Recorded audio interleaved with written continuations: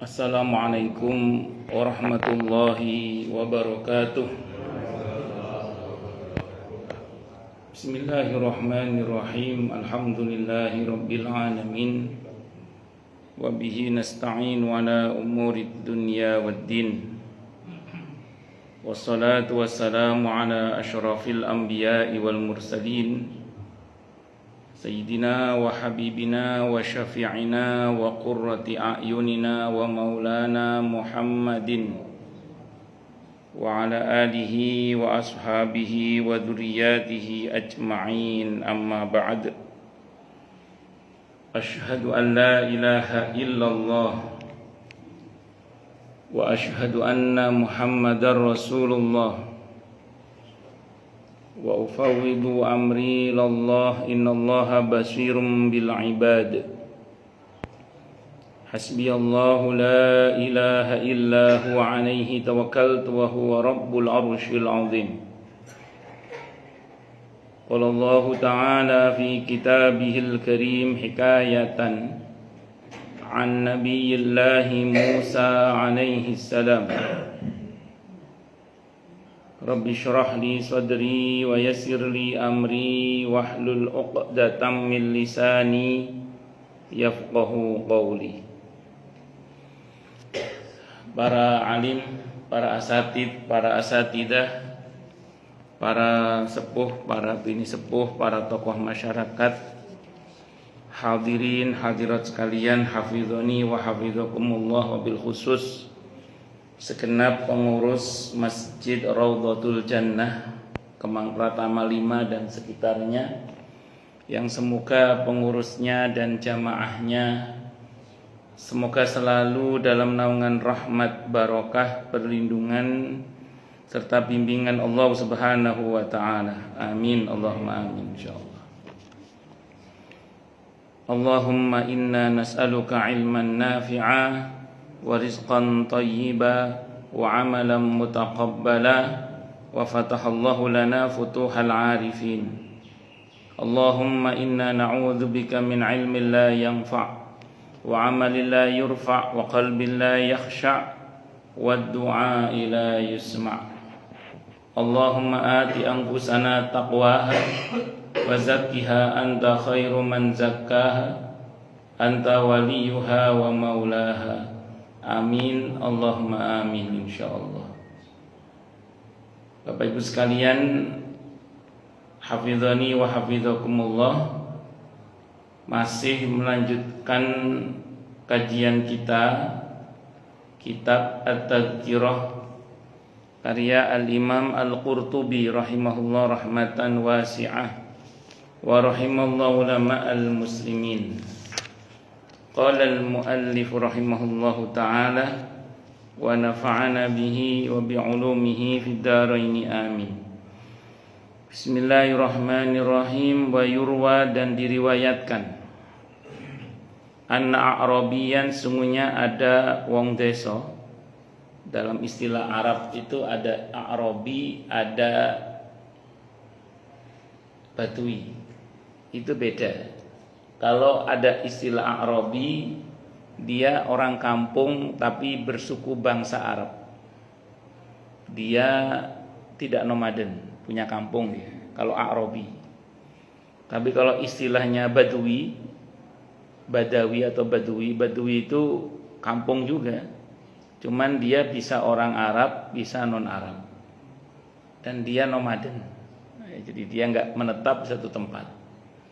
Karena di hadis atau di fikih atau di beberapa riwayat sirah terutama, itu kadang menggunakan istilah A'rabi, kadang menggunakan istilah Badui. Jadi kalau Badui itu kampung, orang kampung, bisa orang Arab, bisa orang non Arab, dan dia nomaden, tidak menetap. Tapi kalau A'rabi itu orang kampung, dia berkebangsaan Arab dan dia punya kampung, tidak nomaden dia. Itu bedanya.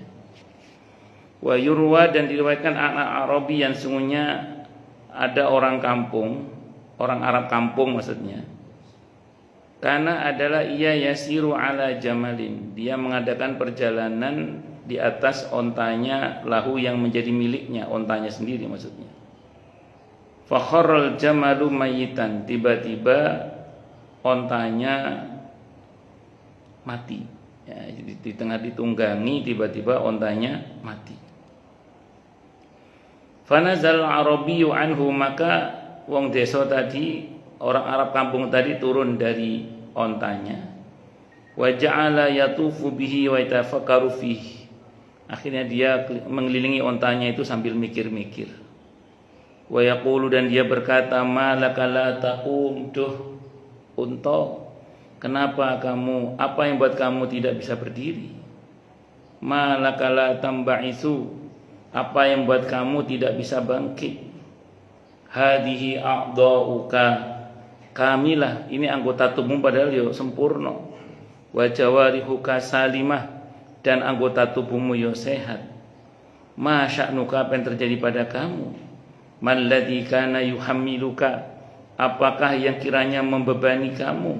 Malladzi kana yub'itsuka, apa pula kiranya bisa nanti membangkitkan kamu? Malladzi sara'aka, dan apa pula kiranya yang membuat kamu terkapar? Malladzi 'anil harakati mana'aka, dan apa pula yang kiranya membuat kamu tercegah dari bergerak? Jadi apa yang buat kamu tidak bisa bergerak? Summa tarakahu, kemudian lelaki itu meninggalkan ontanya itu, orang kampung tadi meninggalkan ontanya itu, wan sarafa mutafakkiron, dan dia berpaling sambil mikir-mikir fi sya'nihi, terkait dengan kejadian pada ontanya itu. Muta'ajiban, karena heran, gawok heran, min amrihi, dari urusannya, melihat onta itu perasaan sehat tapi kok tiba-tiba mati. Maka dari sini kita bisa ambil pelajaran bahwa untuk mati enggak harus sakit. Ada yang sakit enggak mati-mati, yang sehat mati tidak ada. Bahkan ada orang sakit lama jadi kembangi amben, kalau orang Jawa bilang. Yang nungguin mati berkali-kali, yang ditungguin enggak mati-mati tidak ada. Saya punya jamaah di Villa Taman Kartini itu. Si suami ini sependek yang diceritakan ke saya, saat itu usia 70-an tahun lebih. Boleh dikata tidak pernah sakit. Kalaupun sakit ringan lah. Olahragawan, tapi bukan ahli sepeda kayaknya. Kalau sepeda kan Pak. Olahragawan beliau itu. Singkat kata singkat cerita, beliau ini suatu saat dapat kabar istrinya sakit. Dapat kabar istrinya sakit, masuk rumah sakit, beliau kaget, akhirnya beliau yang sakit. Istrinya sembuh, beliau yang meninggal.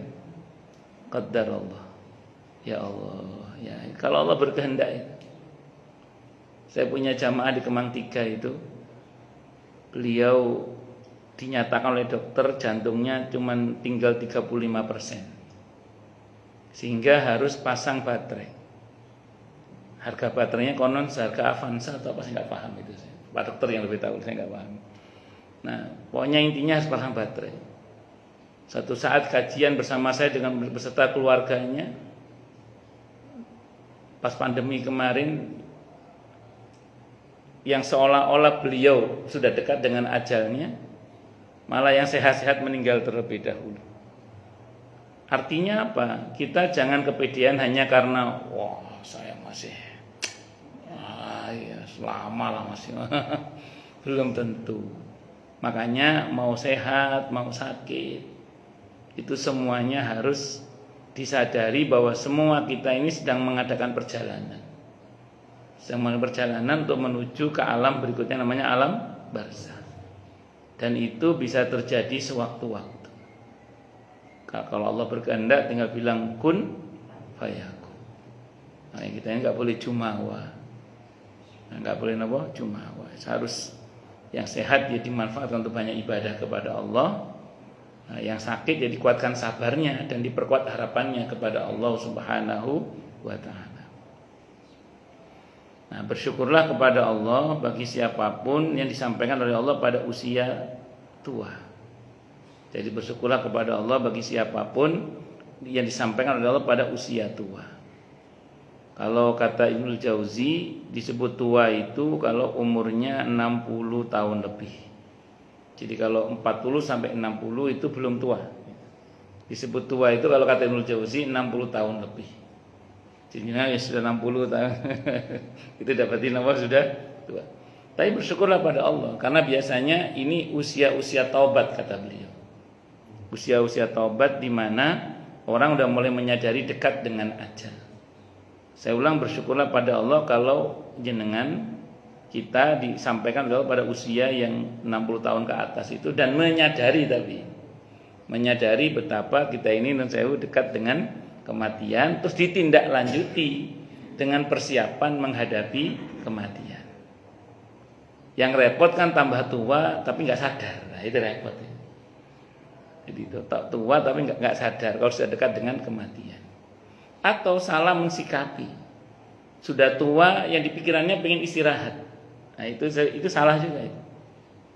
Sehingga ada beberapa orang tua itu ketika diajak aktif di masjid, di musola, di lingkungan itu jawabannya apa?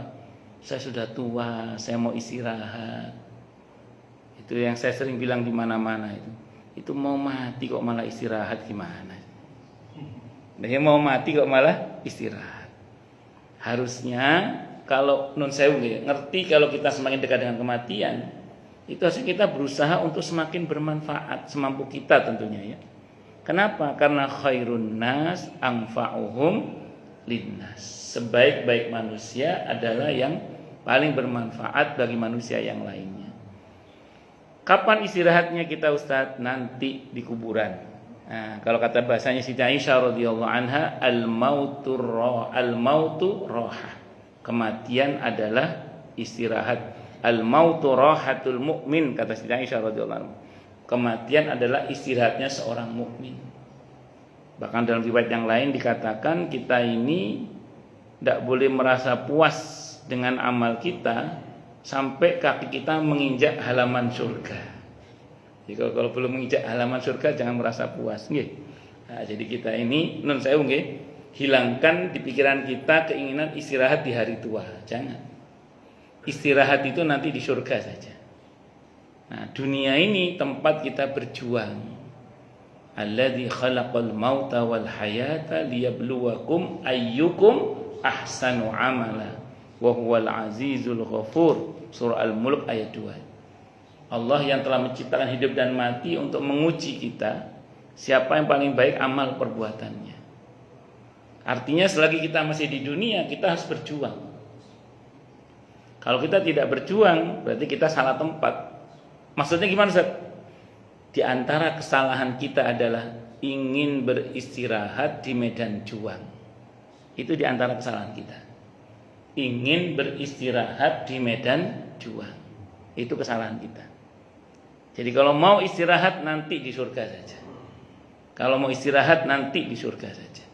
Jadi kalau selagi kita masih hidup jangan pernah berpikir istirahat. Tapi bagaimana kita berusaha mendekat kepada Allah dan bermanfaat bagi sesama. Karena khairun nas anfa'uhum linnas. Saya teringat dengan kisah Sultan Muhammad Al-Fatih rahimahullah yang dengan izin Allah bisa menaklukkan Turki, Konstantinopel. Pasca penaklukan Konstantinopel itu saya baca. Saat itu saya mendengarkan sirah tentang beliau, sejarah tentang beliau itu. Dikatakan beliau ini sowan menghadap kepada gurunya.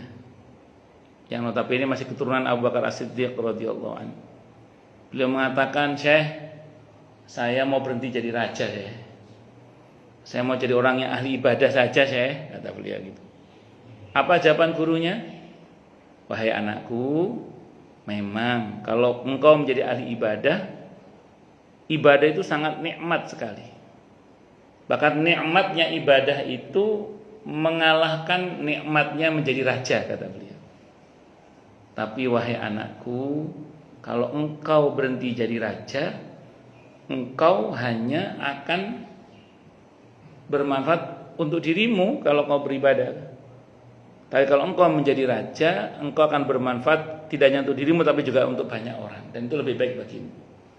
Akhirnya beliau enggak jadi berhenti, melanjutkan jadi raja sampai sedo berstatus sebagai seorang raja yang sedang berjuang di jalan Allah Subhanahu wa taala. Itu Sultan Muhammad Al-Fatih rahimahullah. Allahu akbar. Nun sewu dari kita ini nun sewu guys. Hilangkan di pikiran kita nopo ingin istirahat di hari tua, jangan. Di pikiran kita istirahat itu di surga saja. Kalau mau istirahat nanti nopo di surga, istirahat nanti di surga saja. Nah, jauhan dari kesalahan kita adalah ingin beristirahat di medan juang. Contohnya apa? Istirahat di hari tua. Jangan. Oh, bahwa kemudian kita membatasi peran kita karena ngasih peluang yang muda. Oh ya, itu betul, tidak salah. Kaderisasi. Jadi jangan terus kita memaksakan diri. Ini kata Pak Ustadz kemarin harus bermanfaat. Pokoknya ketuanya saya semua. Oh, jangan gitu. Itu namanya ya enggak ngasih kesempatan yang muda untuk berjuang juga. Ya, artinya kita tetap bermanfaat sesuai dengan peran dan porsi kita gitu. Jadi kalau kita bagian dorong orang ya bagian dorong orang. Kalau bahasanya Ki Hajar Dewantara itu gimana? Ing ngarsa sung tulodo, ing madya mangun karsa tuturi handayani. Memang ada masa di mana kita bukan pemimpin lagi. Artinya memang ada masa di mana anak-anak muda yang harus tampil misalnya gitu ya. Tapi kita harus menjadi pengawalnya. Karena paling enggak kan kalau orang tua pernah muda, orang muda kan belum pernah tua itu. Itu jadi menang pengalaman, Pak. Kalau orang tua itu namanya menang pengalaman. Iya, mana itu susah dikejar. Menang pengalaman itu. Allahu akbar. Apalagi orang tua kan dengan pengalaman-pengalaman penyelesaian yang tanpa Google. Kan, kalau anak muda sekarang kan serba Google. Oh ya, bersyukur pada Allah kita yang hidup di masa di mana kita lulus tanpa Google, Pak. Alhamdulillah. Saya termasuk yang lulus tanpa Google, Pak. Allahu akbar. Oh, lanjut. Waruya dan waro at-Tirmidzi dan telah meriwayatkan siapa Imam at-Tirmidzi Al-Hakim. Namanya Abu Abdillah. Bapaknya Abdullah fi Nawadirul Usul dalam kitab Nawadirul Usul. Haddatsana Qutaibatu. Telah menceritakan kepada kami siapa Qutaibatu bin Sa'id. Qutaibatu bin Sa'idin wal Khatib bin Salimin dan Khatib Ibnu Salimin wa Khatib bin Salimin dan Khatib yang anaknya Pak Salim an Abdul Aziz dari Abdul Aziz Al-Majishun wa an Muhammad ibn Al-Munkadir dari Muhammad ibn Al-Munkadir. Qala beliau berkata, mata ibnu Adam telah mati siapa anak Adam, mata ibnun telah mati seorang anak laki-laki li Adam bagi Adam alaihi salam putra laki-laki Nabi Adam. Siapa namanya? Habil. Yang bunuh siapa? Qabil. Bermula dari persoalan cinta. Persoalan apa? Cinta. Cinta tidak kenal dulur. Enggak cocok cinta membunuh. Allahu akbar. Terus oleh Allah disuruh kurban itu. Habil kurban kambing yang paling bagus. Sementara Qabil kurban ketumbuhan yang dia tanam yang paling jelek. Nah, ini memang jenengan mau kurban ini ntar nggih. Dan yang diterima oleh Allah adalah yang bertakwa. Di surah Al-Hajj ayat 37 yang sampai kepada Allah itu bukan darah dan dagingnya tapi ketakwaan kita. La yanalallaha luhumuha wala dima'uha walakiyanaluhu taqwa minkum. Yang sampai kepada Allah bukan darah dan dagingnya kurban tapi ketakwaan kita. Nah, ketakwaan itu dibuktikan dengan kurban yang baik paling tidak. Islam tidak menuntut yang paling baik, tidak ada. Panjenengan tidak dituntut yang paling baik, tapi cukup dengan yang baik. Di awal juz 4 Allah berfirman, "Lan tanalul birra hatta tunfiqu mimma tuhibbun." Kalian tidak akan mencapai kebaikan yang sempurna hingga kalian mau menginfakkan yang kalian cintai, bukan yang paling kalian cintai. Islam tidak menuntut yang paling, tapi kalau mau mengeluarkan yang paling lebih baik. Ya, contoh misalnya gini, di sini menyediakan kambing misalnya ya, kambing kelas super, kelas A, kelas B, kelas C, kelas D. Jarang sih D, teman ada pernah daftar D itu ada Pak. Saya bayangin kambingnya kayak apa gitu. Misalnya jangan mampu beli yang super mampu. Tapi jangan beli yang A, yang baik itu sudah cukup. Itu sudah tidak termasuk yang dicela oleh Allah. Itu bagian dari ketakwaan sudah. Nah, tapi kalau ngeluarin yang super, lebih baik lagi, ahsan, lebih baik lagi. Paham ya? Nah, Habil itu ngeluarin yang paling baik. Nah, kalau jenengan sanggup, lebih baik lagi. Itu bagian dari ketakwaan. Tapi yang baik saja sudah cukup. Misalnya, jangan punya pertimbangan yang super ini 7 juta. Kambing misalnya gitu. Terus yang A ini yang bagus ini 5 juta misalnya gitu. Ya wis, sisanya tak buat infak saja. Jadi selisihnya saya buat infak biar kebagian semuanya misalnya. Misalnya ada saudara yang butuh bantuan, ada teman yang butuh utangan nah, itu diambilkan dari situ, silakan biar sama-sama nolong lah. Misalnya gitu. Monggo silakan. Tapi jangan seperti Qabil. Nah, Qabil itu sengaja ngeluarin yang jelek. Mampu ngeluarin yang super, sengaja beli yang D, Pak. Atau yang C. Itu buruk itu, Pak, enggak bagus itu. Kecuali memang enggak mampu tapi punya semangat kurban. Ya Allah, dana terbatas. Mampunya kambing kelas D. Nah, itu tidak ada masalah, mampunya segitu.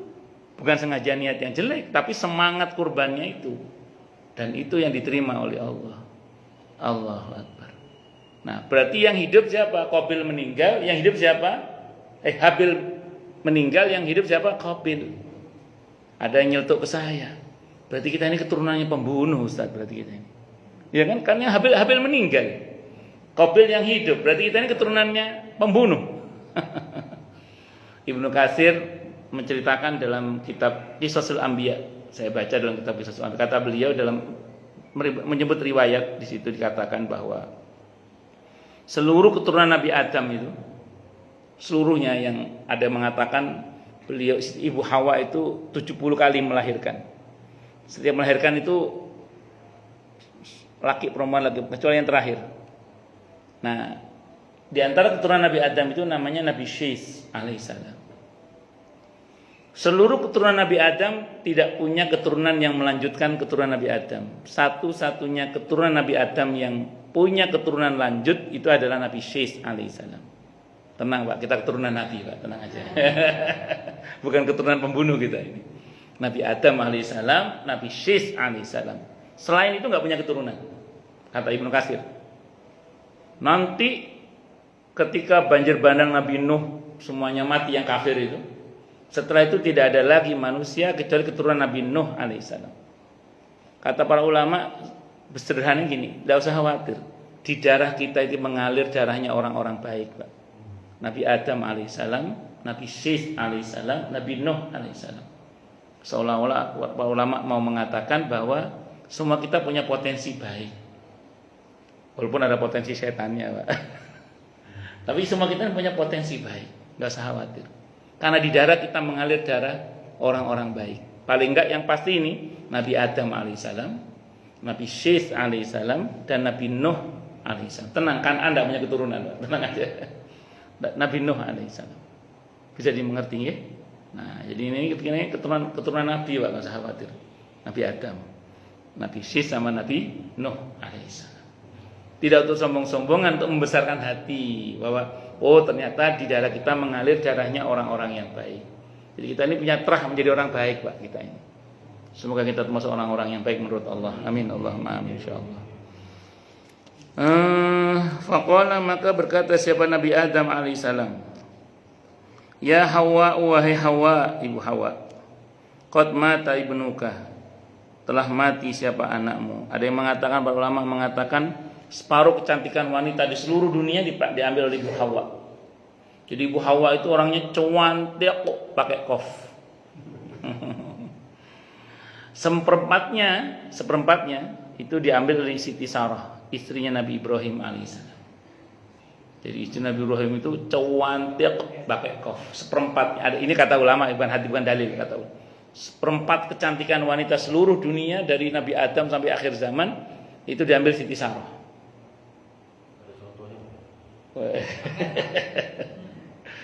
Nah, seperempatnya Pak dibagi, Pak. Nah, termasuk ibu-ibu ini yang dapat bagi seperempat, dibagi ke seluruh dunia. Makanya kan wanita itu ada dua macam. Ada yang cuantik dari sananya, ada yang cuantik dari dananya. Itu ya. Mandi lulur, mandi lumut, mandi sumur, serum kinclong. Semacam-macam ya. Allahu Akbar. Ya Hawa, wahai Hawa, qad mata ibnuka, sungguh telah mati anakmu.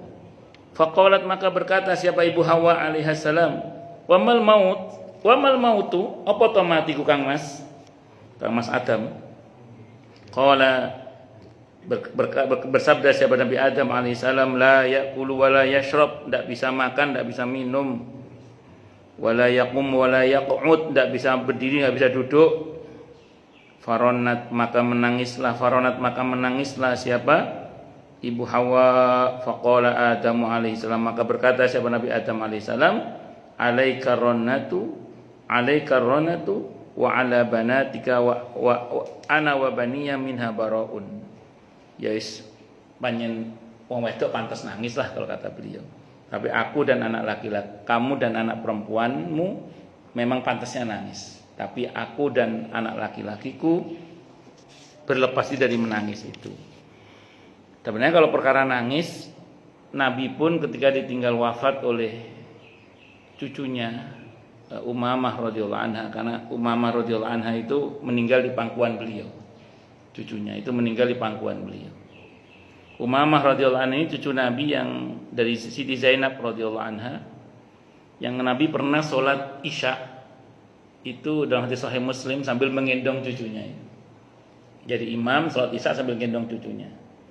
Waktunya rukuk ditaruh cucunya itu. Nanti begitu berdiri gendong lagi.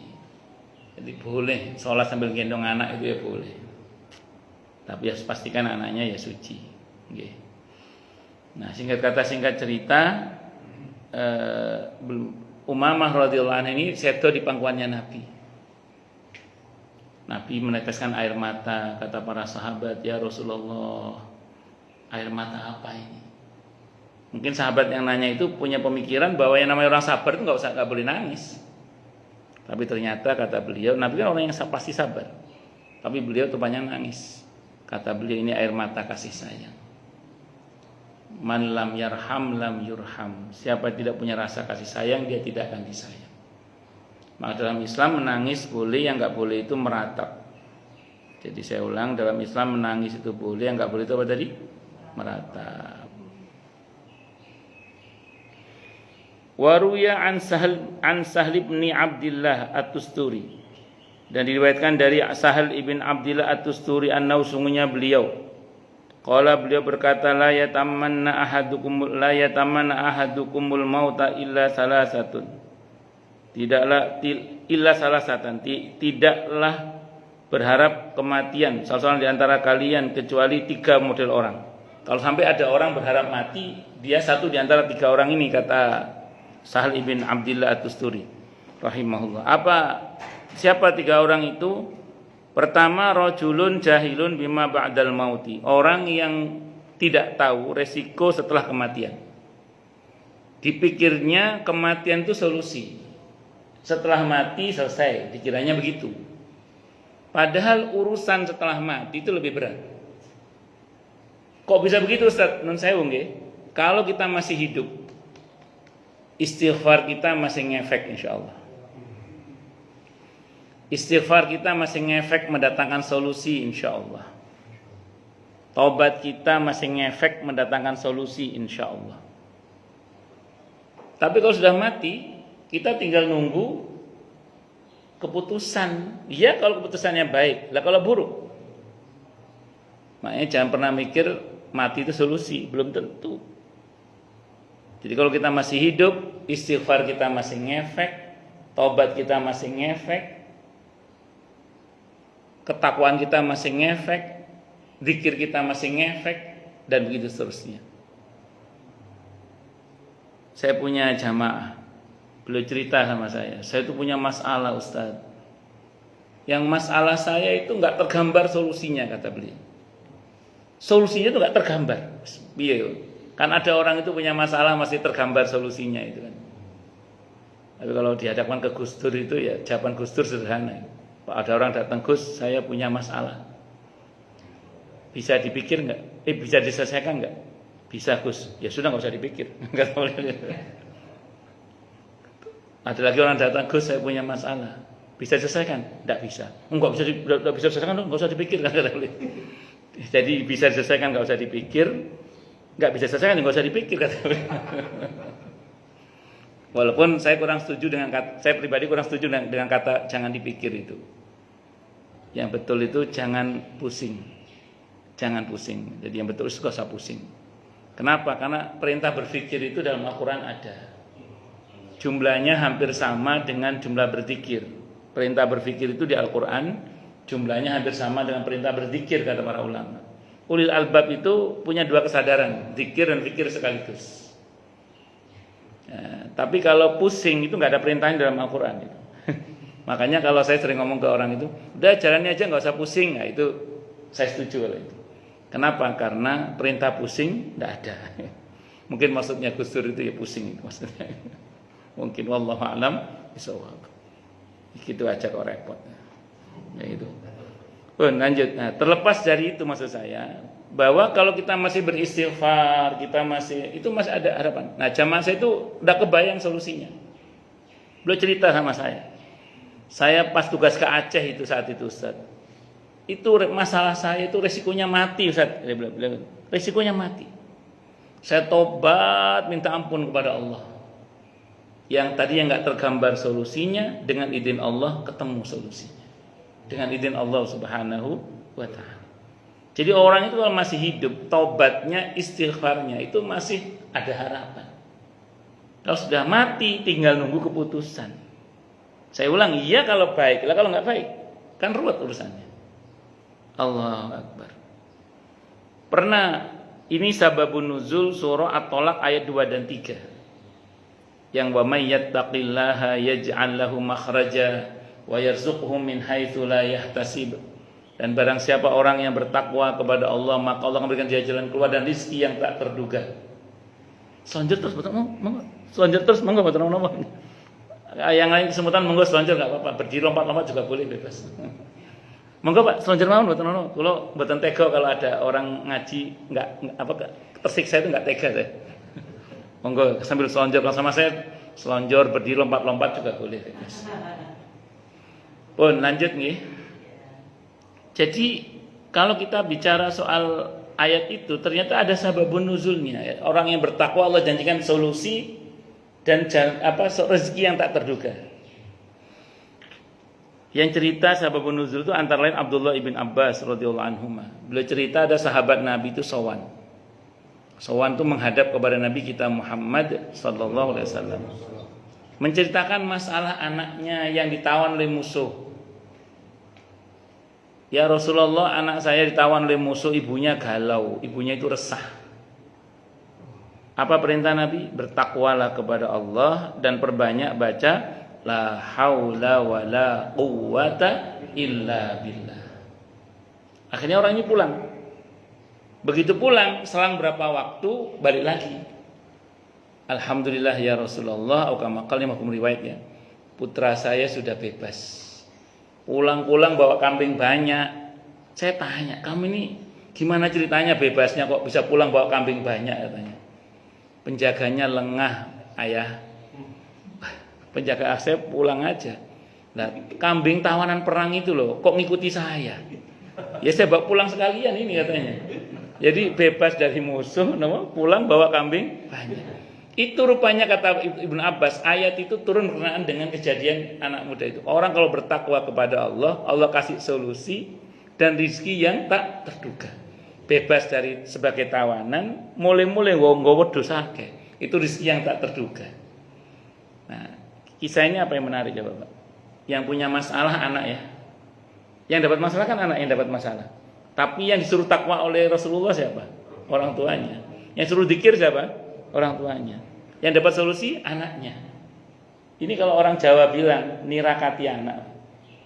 Jadi orang tua itu perlu nirakati anak, itu perlu.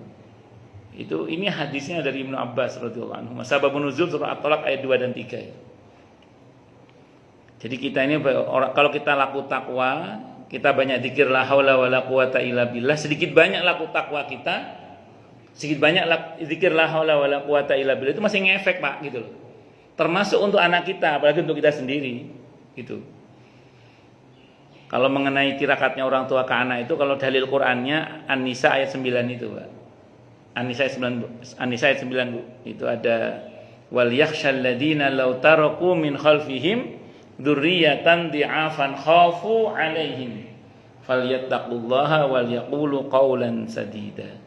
Bahwa ya takut kalau seseorang itu meninggalkan di belakang mereka keturunan yang lemah. Lemah ilmu, lemah iman, lemah ekonomi, lemah syahwat. Pokoknya jangan sampai lemah lah pokoknya. Supaya enggak lemah, bahwa ya bertakwa kepada Allah dan berkata yang jujur. Jadi sedikit banyak laku takwa kita itu, Pak. Sedikit banyak laku takwa kita itu akan berdampak positif pada perbaikan nasib anak-anak kita. Waduh, berarti kalau kita berbuat yang enggak benar itu juga akan berdampak kepada anak kita juga. Iya. Jangan salah. Orang tua kalau berbuat yang enggak benar itu sedikit banyak pasti juga berdampak kepada anaknya. Ustaz, kan di surah An-Najm ayat 38 orang tidak akan menanggung dosa orang lain. Oh iya, betul. Alla taziru waziratun wizra ukhra. Seseorang tidak akan menanggung dosa orang lain, betul, tidak salah. Tapi akibat dari perbuatan dosa itu bisa berdampak kepada kanan, kiri, depan, belakang, atas, bawah. Mana dalilnya? Al-Anfal ayat 25. Wattaqu fitnatan la tusibannal ladzina zalamu minkum khassah. Takutlah kalian pada bencana yang kalau turun tidak hanya mengenai orang yang zalim saja. Kanan kiri, depan belakang, atas bawah bisa kena semua. Maka kata Nabi, kalau kamu melihat ada orang melubangi perahu, jangan dibiarkan karena yang tenggelam enggak cuma dia. Nah, kita di keluarga ada ayah, ada ibu, ada suami istri, ada anak, mungkin ada cucu juga, itu satu kesatuan. Kalau di antara anggota keluarga ada yang enggak benar, jangan didiemin. Karena yang tenggelam enggak cuma dia nanti itu. Ngerinya berdampak ke kanan kiri, depan belakang, atas bawah tadi itu. Makanya harus mau saling mengingatkan. Kalau saya sering bilang di mana-mana, indikasi kalau rumah tangga itu masih sehat adalah ketika di keluarga itu fungsi saling mengingatkan masih ada. Nah, kalau kita masih mau saling mengingat, insya Allah masih selamat lah insya Allah. Jadi kalau kita masih hidup, saya ulang tadi, sedekah kita masih punya fungsi, istighfar kita masih punya fungsi, zikir kita masih punya fungsi, dan lain-lain tadi itu. Makanya tetap hidup itu lebih baik. Dalam hal ini ya, kalau mati udah selesai. Ya kalau bahagia sih tidak apa-apa, kalau nggak bahagia kan ruwet urusannya. Terus kemudian wa aurajulun yafiru min aqdarillahi ta'ala alaihi. Atau seseorang yang lari dari takdir Allah yang menimpa dia. Jadi tidak terima dengan keputusan Allah, dia ingin lari dari takdir dengan cara mati. Dipikirnya kalau mati selesai tadi. Lagi-lagi begitu. Allahu Akbar. Kata para ulama itu begini, semakin kita keras menolak takdir itu, semakin pedih dan sakit rasanya. Takdir itu diterima ya, diterima dengan sabar dan atau dengan syukur. Di atas itu dengan ridho, dengan puas. Apapun keputusan Allah kita terima. Walaupun kita tetap berproses. Contoh misalnya sakit, misalnya gitu nggih. Kita terima takdir sakit itu. Terus kita mentaati perintah Allah untuk berusaha. Ya berusaha. Ada masalah, ya Allah saya terima masalah ini. Terus kemudian apa? Berproses, mentaati perintah Allah untuk berusaha. Usaha itu mentaati perintah Allah. Takdirnya kita terima. Takdir mau gimana? Kita terima takdir. Allah berkehendak apa? Semakin kita menolak takdir, semakin sakit. Bahkan ada ulama yang mengatakan, selagi kita masih terus menolak takdir itu, kayaknya masih lambat takdir itu, kata beliau gitu. Justru solusinya, saya saat itu dengar ceramahnya siapa itu? Syekh Mutawalli Asy'arawi rahimahullah, ahli tafsir di Mesir itu, beliau mengatakan solusi dari takdir yang menurut Anda tidak baik itu adalah Anda terima takdir itu. Insya Allah cepat solusinya. Semakin Anda menolak, semakin lama kayaknya itu, kata beliau itu gitu. Di samping memang sakit memang. dan lebih menyakitkan. Semakin kita nggak terima dengan takdir itu semakin sakit. Karena kita ini kan tidak bisa keluar dari ketentuan Allah kita ini. Dan kita nggak bisa merubah takdir. Yang bisa merubah takdir siapa? Allah. Kita nggak bisa. Mentok kita hanya bisa memodifikasi lah. Kan seperti itu. Jadi takdir itu memang nggak bisa kita rubah, tapi insya Allah bisa kita modifikasi. Artinya ada hal di mana mungkin normalnya kita harus sedih, tapi kita bisa kok nggak sedih. Ya mboyo apa carane menghibur diri kan. Orang Jawa bilang molak-malik pikiran, semiter molak-malik pikiran, kan nggih? Molak-malik pikiran. Allahu Akbar. Makanya seseorang itu ketika diuji dengan sesuatu yang dia tidak sukai itu kan ada pilihannya. Kalau nggak sabar syukur gitu. Sabar dijanjikan oleh Nabi dalam hadis Sahih Muslim, dosanya rontok seperti daun yang berguguran dari dahannya kalau sabar. Tapi kalau sanggup syukur, kalau kita sanggup syukur, semoga kita sanggup syukur, amin insyaallah. Itu hadisnya riwayat Ahmad, hadisnya sahih li ghairihi. Ada dalam kumpulan sahih hadis qudsi. Allah janjikan apa? Diampuni dosanya seperti bayi baru lahir dari rahim ibunya. Diberi musibah sanggup syukur, was itu. Dan saya pernah tahu ini mungkin saya pernah ceritakan di sini ya, ada kiai namanya Kiai Sahlan rahimahullah di daerah Sidorami.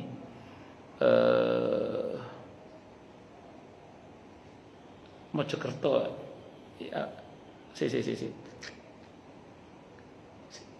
Masuk Mojokerto, bukan Sidoarjo, maksudnya Mojokerto itu. Nah,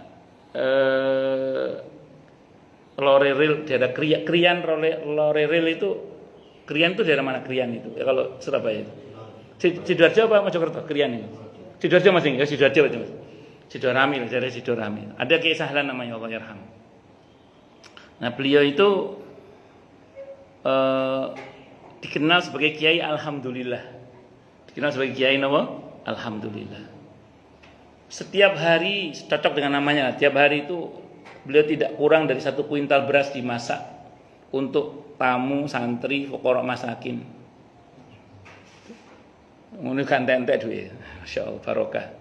Suatu saat beliau itu nanam semangka. Waktunya panen, santrinya lari tergopoh-gopoh. Kata santrinya, Pak Kiai, semangka kita dicuri orang Pak Kiai. Jadi belum mau panen, dipanen orang duluan. Apa jawaban beliau?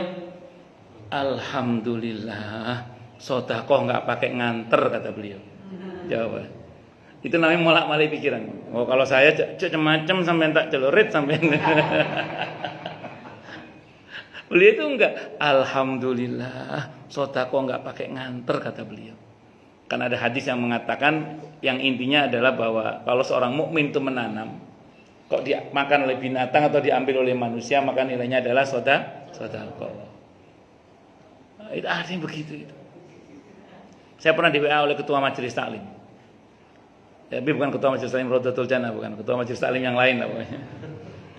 Itu WA saya, Ustaz saya kena musibah. Belum ceritakan musibahnya itu. Karena yang nanya ketua majelis taklim, saya tawarkan yang pertama, Pak. Ibu syukuri aja, saya bilang gitu. Terus dia balas, emang musibah bisa disyukuri Ustaz? Bisa, saya bilang gitu. Caranya gimana, kata beliau. Saya pikir saya ngerti. Ya sudah saya jawab. Jadi gini, dari apa yang telah Allah ambil dari ibu dengan yang masih Allah berikan kepada ibu, lebih banyak mana? Iya sih Ustaz, lebih banyak yang masih Allah kasih. Ya itu disyukuri. Jadi nggak usah fokus sama yang hilang, fokuslah pada yang masih ada yang lebih banyak itu. Ibu-ibu belanja sama tukang sayur, kecetot sama tukang sayur kembaliannya Rp3.000 misalnya gitu ya. Kalau orang Kemang kayaknya nggak kecetot, soalnya kan bayarnya 2 minggu sekali biasanya. Misalnya kecetot 3.000 kembaliannya, misalnya gitu ya. Kalau kita fokus pada 3.000 yang hilang, pasti kesel itu. Bahkan bisa dendam, tak titeni. Nah itu, bisa 3 bulan dendamnya itu. 3.000 hilang. Tapi kalau kita fokus pada yang masih ada yang lebih banyak, kita nggak akan berdendam. Kita akan mengatakan alhamdulillah cuma Rp3.000. Yang 3.000 US dollar masih aman, alhamdulillah, misalnya gitu. Misalnya. Allahu Akbar. Pun lanjut. Nah, jadi jangan lari dari takdir Allah. Takdir Allah itu diterima dengan sabar atau bersyukur. Syukur-syukur dengan ridho. Insya Allah kita akan dekat dengan pertolongan Allah Subhanahu wa Ta'ala. Karena saya ulang, semakin kita kuat menolak takdir itu semakin sakit. Dan semakin kita tidak terima dengan takdir Allah, semakin lama, kalau kata saya Mutawalli Asy'arawi itu. Terima saja dengan sabar atau bersyukur itu. Karena kita tidak punya kuasa merubah takdir. Yang punya kuasa merubah takdir itu hanya Allah. Kita hanya diperintah untuk berusaha yang memodifikasi tadi itu. Allahu Akbar.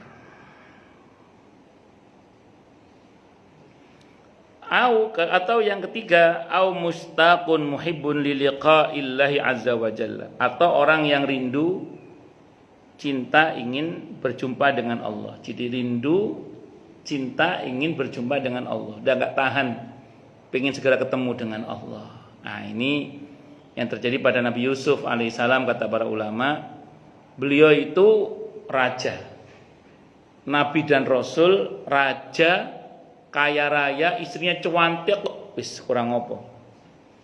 Saya ulang, Nabi dan Rasul, raja, Nabi Yusuf itu kaya raya, istrinya apa? Cuantik, pakai kof. Beliau sendiri tuh ganteng. Mau ngapain lagi, kata Nabi Yusuf? Karir dunia wis mentok kabeh. Karir spiritualnya Nabi dan Rasul. Terus mau ngapain lagi di dunia ini? Gak tahan pengen ketemu sama Allah. Maka di surah Yusuf ayat 101 nanti Nabi Yusuf berdoa, tawafani muslimah wal hiqni bisalihin. Tidak ada lagi selain rindu pengen ketemu dengan Allah. Nah, jadi kalau sama kayak gitu monggo, presiden, wali misalnya kaya raya, istri cuantik, anak-anak soleh-soleh, mau ngapain lagi udah. Yes, tapi kalau belum begitu jangan begitu berarti. Siapa yang mirip seperti Nabi Yusuf dengan keadaan seperti itu? Umar bin Abdul Aziz radhiyallahu anhu. Kalau kita baca dalam sirahnya Umar bin Abdul Aziz, beliau mengatakan kurang lebih begini perkataan beliau. Dulu saya pengen jadi gubernur di Madinah. Saya jadi gubernur di Madinah.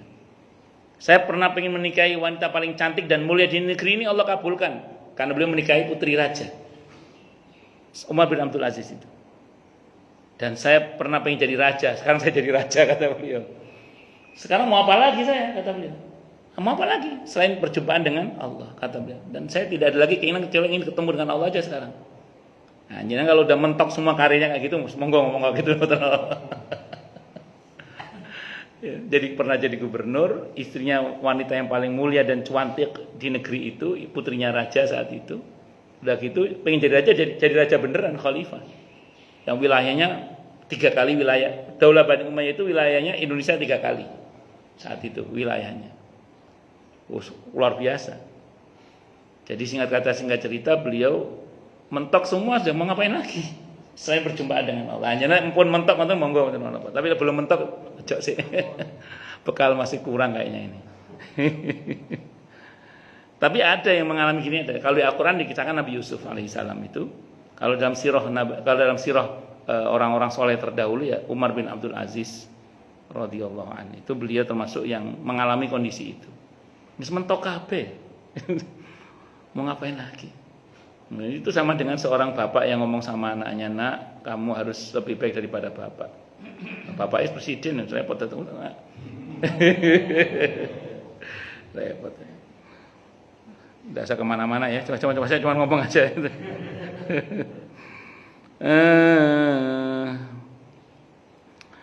Waruya dan diriwayatkan anna malakal maut wallahu a'lam bisawab. Baik, silakan yang mau tanya, protes, marah boleh. Silakan. Masalah itu masalah yang lain boleh monggo kalau ada.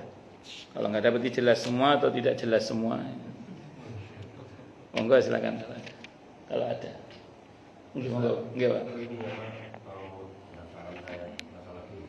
Masalah kurban kenapa? Kan ada kayak kepala, kulit gitu ya. Itu boleh nggak dibeli langsung sama penjaganya gitu dan transaksi di situ? Bagus. Aja Ustaz. Kalau nggak boleh ada ininya. Jadi tidak sah kalau daging kurban atau bagian dari kurban apapun dari bagian kurban itu dijual oleh selain fuqara masakin. Nanti uangnya ditaruh istilahnya yang kita baik sebenarnya ke kas masjid. Nah, jadi tidak sah, saya ulang, kurban seseorang yang bagian kurbannya itu dijual kecuali oleh fuqara masakin.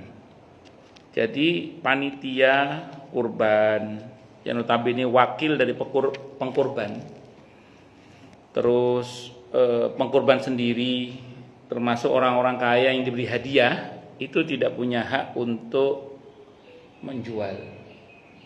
Di antara mustahiknya kurban yang berhak menjual itu adalah fuqara masakin. Nah, solusinya bagaimana? Begini. Kalau ini solusi fikih ya, solusi fikihnya. Kepala dan kulit tadi kumpulkan, panggil fuqara masakin. Perwakilannya 10 orang atau berapa orang. Fuqara masakin panggil. Siapa sini lah? Satpam atau siapa? Datangkan. Pak, ini jatahnya fuqara masakin. Karena ada yang mau beli ini. Kami panitia nggak punya hak untuk menjual. Izin ya, saya mewakili bapak-bapak untuk menjualkan ini nanti untuk fuqara masakin uangnya. Untuk fuqara masakin Mbak, tidak untuk masjid. Untuk fuqara masakin ya. Untuk fuqara masakin. Kalau fuqara masakin mengatakan, saya minta kulitnya jangan dijual yang ini misalnya. Saya minta kepala, ya kasih aja yang minta itu. Nah, tapi kalau misalnya dia rela dijual, maka perwakilan 3 orang atau kalau banyak malah cerewet nanti 3 orang atau 2 orang yang kita undang perwakilan fuqara masakin aja. Kalau dia mengizinkan kita menjual, kita menjadi wakil bagi fuqara masakin itu. Boleh kita menjualkan ke bapak. Dan nanti uangnya dibagi ke fuqara masakin. Jangan bagi ke masjid, jangan. Itu seperti itu. Nggih. Wallahu a'lam bishawab. Ya. Kalau itu selesai tidak ada masalah kalau itu. Nggih. Ngerinya enggak sah kurbannya. Memang si kurban kalaupun enggak sah jatuhnya sedekah. Cuma kan pinginnya kita kan sah kan kurbannya itu. Saya kira itu. Wallahu a'lam bishawab. Monggo yang lain silakan kalau ada. Nggih, monggo. Nyambung lagi Pak Auf tadi. Nggih. Seandainya Pak Auf ini kan banyak kelebihan untuk berkurban. Kalau banyak tempat itu untuk kurban tapi dengan nama Pak Auf semua itu gimana, ada dalilnya nggak Pak? Bagus. Prinsipnya kurban itu sama dengan sedekah. Sedekah itu dalam Islam bal yazdad. Semakin banyak semakin lebih baik. Di fikih itu ada istilah begini. Kan satu kambing untuk 1 orang, pahalanya bisa untuk 1 keluarga. 1 sapi bisa untuk 7 orang. Pahalanya untuk 7 keluarga itu nanti, 7 keluarga itu pahalanya insyaallah. Kalau itu 7 kepala keluarga ya. Namun di fikih itu dikatakan boleh 1 sapi untuk 1 orang boleh. Ada dalilnya ketika Nabi Haji Wada. Ketika Nabi Haji Wada itu membawa hadyu dari Madinah, itu 1 istri 1 sapi, Pak. 1 istri 1 sapi. Nabi itu. Istri Nabi itu 9 saat itu. 9. 1 istri 1 sapi, Pak. Loh Ustaz, itu hadyu bukan kurban, kata Imam Nawawi. Yang disebut kurban itu 2, Pak. Udhiyah, kurban Idul Adha itu, sama hadyu yang disembelih di haji itu, Pak. Bedanya kalau hadyu dipotongnya di Mekah, di tanah suci. Nah, sementara kalau hadyu udhiyah bisa di luar kota Mekah. Tapi dua-duanya kurban kata Imam Nawawi. Ya, jadi kalau merujuk pada hadis itu, Pak, berarti boleh Pak Fatah misalnya karena beliau orang partai misalnya di konstituennya misalnya dikasih kambing masing-masing atas nama beliau. Cuman saran saya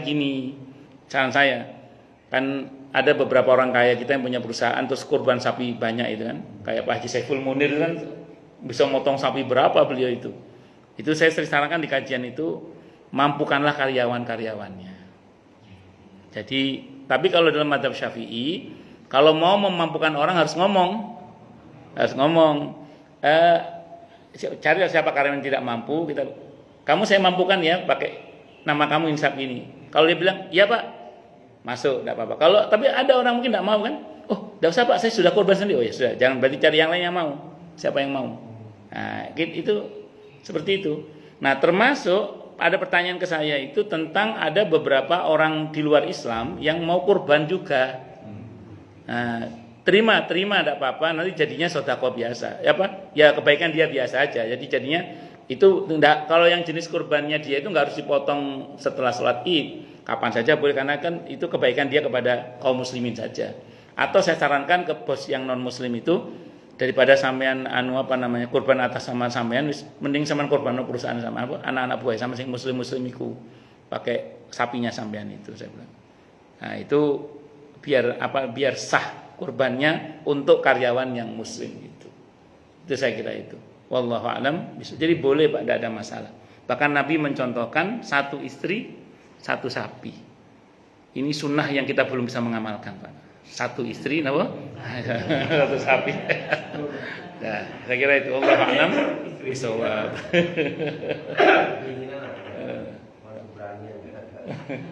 Soal nyari ya. Soal nyari. Banyak. Ya monggo. Gimana kita panitia untuk memastikan jatah dari kurban? Baik. Pertama, pastikan dulu bahwa kurban itu bukan kurban nazar ya. Jadi kalau kurban nazar, pengkurban dan keluarganya tidak punya hak atas daging kurban itu. Kan ada orang nazar, pokoknya kalau anak saya lulus saya akan kurban sapi misalnya. Tapi kalau ada nazar itu berarti dia nggak punya hak. Nah, tapi kalau dia nggak ngomong itu nazar, berarti ini anggaplah ini kurban sunnah. Nah sebenarnya gini Pak, dari total daging kurban yang ada lah, dari satu binatang itu, untuk jatah fuqara masakin itu jangan sampai kurang dari 1/3 sebenarnya. Untuk fuqara masakin jangan kurang dari 1/3. Sisanya itu terserah, mau untuk pengkurban sebagai hadiah untuk orang-orang sekitar sini tidak ada masalah, karena hadiah itu pengertian itu masuk untuk orang kaya, tidak ada masalah.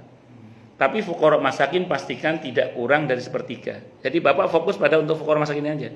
Selebihnya terserah Bapak, mau dia manggil kaki bagian depan kaki itu, tapi jangan semua kaki diambil itu sama dengan dia ngambil. Nah, jadi yang pastikan bagian fuqara masakin aman. Itu aja dulu Pak. Sisanya terserah. Nah, gitu. Jadi pastikan bagian fuqara masakin aman, karena itu mustahik utama. Yang punya hak tamlik, hak kepemilikan, yang dia punya hak untuk menjual itu fuqara masakin saja. Nah, tapi kalau kita statusnya sebagai orang yang diberi hadiah atau keluarga dari orang yang berkorban, maka kita tidak punya hak untuk menjual, tapi berhak untuk memakannya. Saya kira itu. Patungan 7 orang itu Ustaz bagi gimana tuh? Kalau dia minta semuanya kelar tuh barang. Ya dibatasi Pak. Pokoknya gini, ya gini misalnya. Kan sapi 7 orang. Misalnya sapi itu beratnya bersih sudah dipotong 100 kilo misalnya. Ya pastikan 35 kilo lah itu untuk fuqara masakin aman. Sisanya mau gue dibagi ber-7 tidak apa-apa. Iya, tapi kebangetan. Iya. Nah, ini seandainya. Tapi secara hukum begitu sih secara. Yang penting panitia itu fokus mengamankan jatah fuqara masakin. Yaitu tidak boleh kurang dari 1/3 ya. Ya, kalau bisa gitu. Nggih, bersih. Iya, bersih. 1/3 bersih. Nggih. Ya. Soal nanti tanda tambahan tulang-tulang itu tambahan bonus. Nggih. Nggih, monggo.